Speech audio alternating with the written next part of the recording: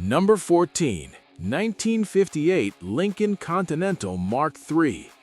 Kicking off our list is the 1958 Lincoln Continental Mark III, a vehicle that cost Ford roughly $60 million in losses. Stretching 229 inches long and tipping the scales at over 5,000 pounds, it was the largest unibody car ever assembled at that time. Its price exceeded $6,000, making it more than $2,000 costlier than Lincoln's top model just 3 years prior. Ford's own chief engineer warned that building such a massive automobile on unibody construction was a serious mistake, and he was right. Quality control collapsed under the weight of too many simultaneous changes. The 430 cubic inch V8 was powerful but consumed fuel at alarming rates, and the controversial styling with extreme cantilevers alienated many buyers.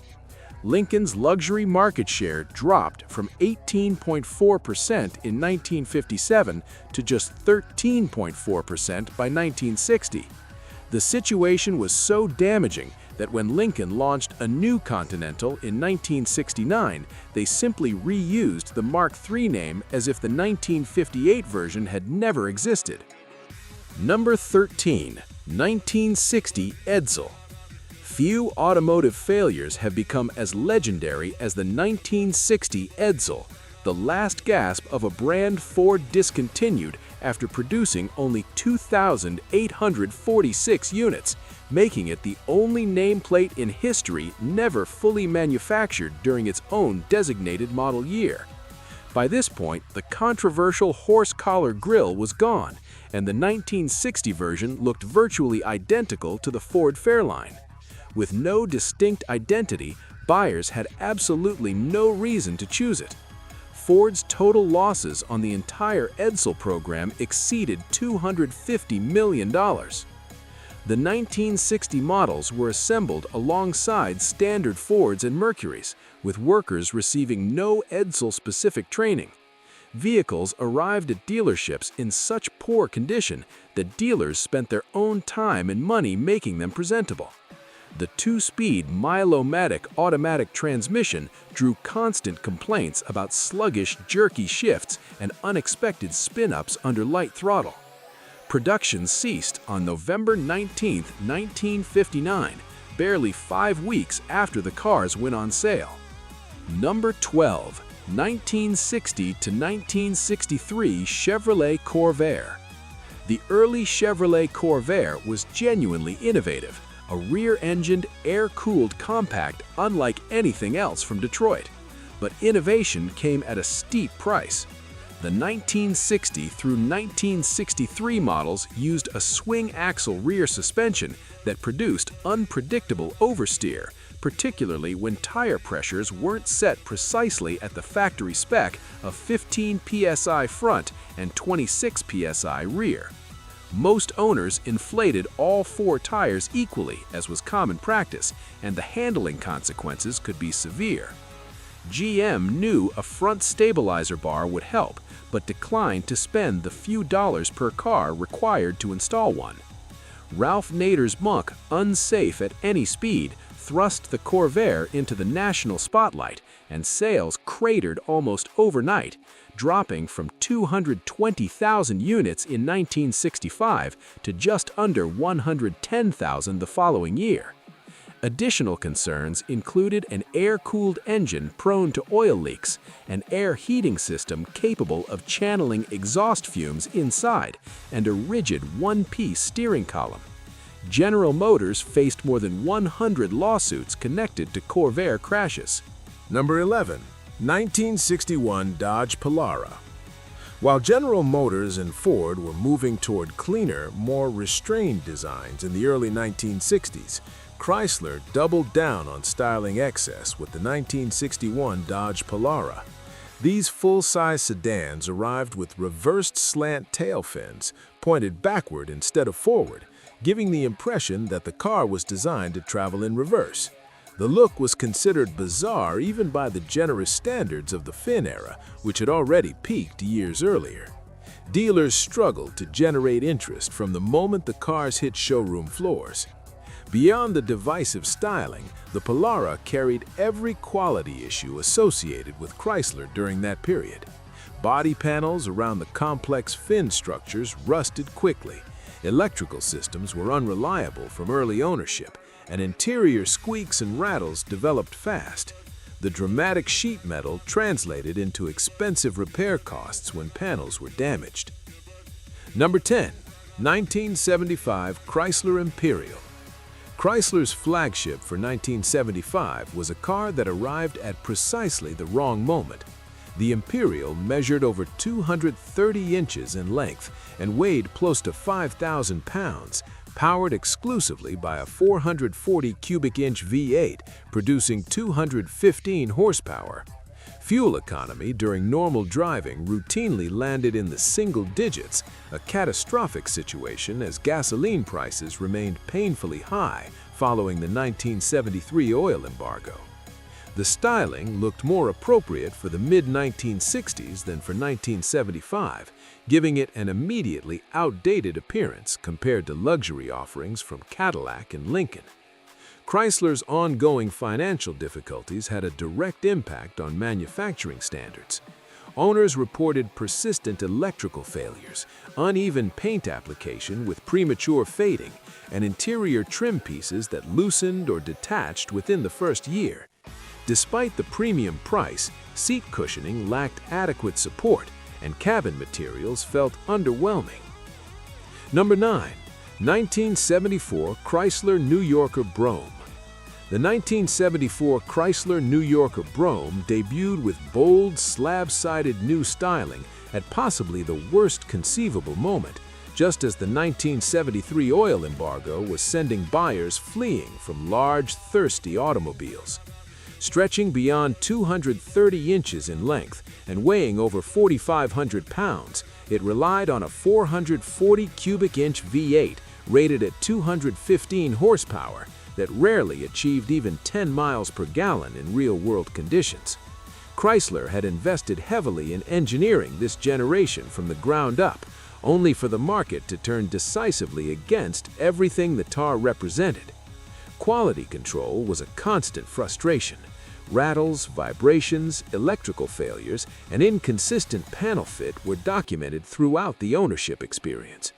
Emissions controls required under new federal regulations throttled the big V8's output while simultaneously making it prone to rough idle and difficult cold starts. Maintenance expenses were substantial, given the complexity of systems that proved unreliable in practice. Number 8. 1979 Ford LTD. Ford's 1979 LTD represented the company's long-overdue answer to General Motors' successful downsizing strategy. On paper, a smaller, more efficient full-size Ford made sense. In practice, the execution left significant gaps. Interior quality varied enormously by trim level, with base versions featuring crank windows and basic materials that felt out of step with a full-size sedan. Ford compounded the situation with an unusual ergonomic decision. The horn button was relocated to the turn signal stalk rather than the steering wheel hub. In an emergency requiring a horn blast, drivers had to divert attention to reach for the stalk. Higher-end Landau models with the interior luxury group package earned reasonable praise for their appointments, but the majority of LTDs sold were base or near-base versions that couldn't mask the car's objective shortcomings. Number 7. 1976 Cadillac Fleetwood Brougham. The 1976 Cadillac Fleetwood Brougham holds the distinction of being the largest automobile Cadillac ever produced. At 233.7 inches in length on a 133-inch wheelbase, it was powered by the 500 cubic inch V8, generating 190 horsepower and 360 pound-feet of torque. The ride quality was genuinely smooth, and the interior appointments were impressive in isolation. But the car could not escape the reliability problems that were tarnishing Cadillac's name across its entire lineup during this period. Electrical failures were pervasive, affecting power accessories, gauge clusters, and electronic climate systems. Optional electronic fuel injection on certain variants proved so troublesome it frequently required complete replacement rather than repair.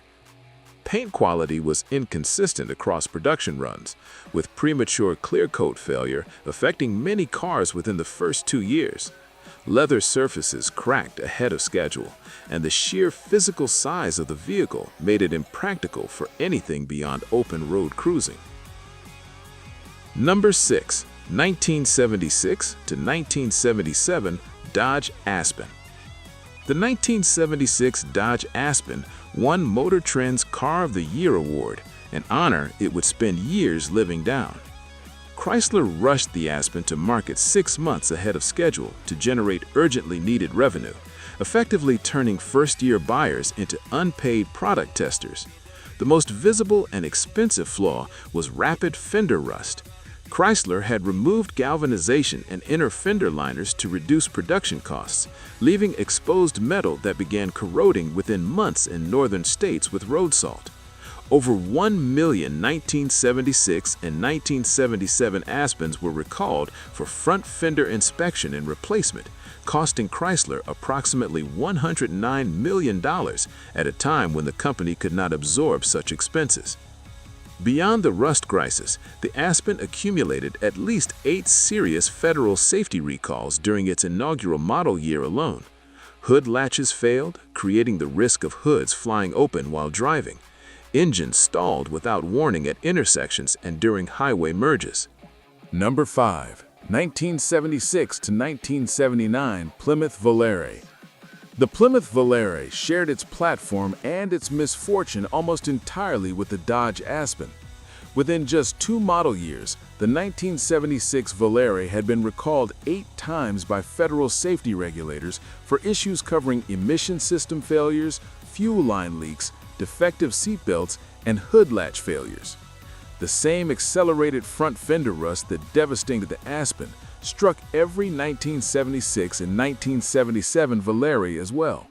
Combined, the Aspen and Volare recall campaign to inspect, remove, treat, or replace fenders on over 1 million vehicles cost Chrysler $109 million, money the company did not have. Engines stalled under acceleration, brake and suspension components failed ahead of schedule, and missing muffler heat shields created fire risks. The cumulative cost of all recalls across both models reached into the billions and is widely cited as a principal factor in Chrysler's brush with bankruptcy in 1978. Number 4. 1981 Cadillac Fleetwood V8 6.4. Cylinder deactivation technology sounds straightforward today, but in 1981, the microprocessors required to manage it in real time simply weren't capable of the task. Cadillac introduced the V8 6.4 system in the 1981 Fleetwood, designed to shut down cylinders during light load driving to improve fuel economy. The 6.0-liter V8 was rated at 140 horsepower, but the deactivation hardware caused rough idling, hesitation, and unexpected stalling that made daily driving a frustrating experience. Owners complained consistently about unpredictable power delivery and unsettling vibrations. Dealerships across the country began quietly disabling the cylinder deactivation system and converting engines to run on all 8 cylinders continuously, essentially removing the car's most prominent selling feature at the point of sale. Number 3. 1982 to 1988 Cadillac Cimarron. As European and Japanese compact luxury cars gained traction in the American market, Cadillac saw an opportunity and completely squandered it. The Cimarron was a Chevrolet Cavalier fitted with upgraded interior trim, a Cadillac badge, and a price tag of approximately $12,000, nearly double what a standard Cavalier cost. The base engine was a 1.8-liter 4-cylinder producing just 88 horsepower, later updated to a 2.0-liter with 86 horsepower, and eventually a 2.8-liter V6 with 125 horsepower. None of those figures were remotely appropriate for a vehicle sold as a luxury automobile. Automotive journalists and buyers alike saw through the badge engineering immediately. The car offered no meaningful performance, technology, or quality advantage over its Chevrolet sibling, just a Cadillac emblem and a premium markup. Sales remained consistently poor throughout the Cimarron's 6-year production run, and the model became the textbook example of what not to do when entering a new market segment. General Motors executives later admitted the Cimarron was a mistake. Number 2. 1984 to 1988 Pontiac Fiero. The Pontiac Fiero arrived with genuine promise. A mid-engine layout, plastic body panels over a steel space frame, and sporty proportions made it unlike anything else Pontiac had produced in years. But the base 2.5-liter four-cylinder engine produced only 92 horsepower, barely adequate for commuting, let alone sports car duty. The optional 2.8-liter V6 with 140 horsepower was more appropriate, but the Fiero's early reputation was already being destroyed by a far more serious problem: engine fires. Inadequate cooling for the rear-mounted engine, combined with connecting rods that could fracture and puncture the oil pan, allowed oil to spray onto hot exhaust components. General Motors issued recalls to address the fire risk, but the public relations damage proved irreversible. Plastic body panel quality was inconsistent, and the early handling characteristics drew criticism, though a significant suspension redesign for 1988 substantially improved the driving experience. Number 1. 1978 Oldsmobile Delta 88 Diesel. Our number 1 spot belongs to one of the most consequential engineering failures in American automotive history. The 1978 Oldsmobile Delta 88 Diesel was equipped with a 350 cubic inch diesel V8 that General Motors had developed by modifying an existing gasoline engine architecture rather than designing a diesel-specific block. The fundamental flaw was structural.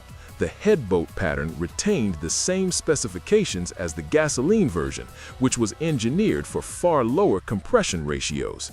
Under diesel's significantly higher cylinder pressures, those head bolts stretched and failed, allowing coolant to infiltrate the cylinders and causing catastrophic engine destruction. This was not a rare occurrence. It happened with alarming, widespread regularity across the entire production run. GM compounded the core engineering flaw by omitting a water separator from the fuel system, a cost-cutting decision that led to widespread corrosion inside injection pumps and fuel lines. Timing chains stretched prematurely, degrading performance and causing hard starting.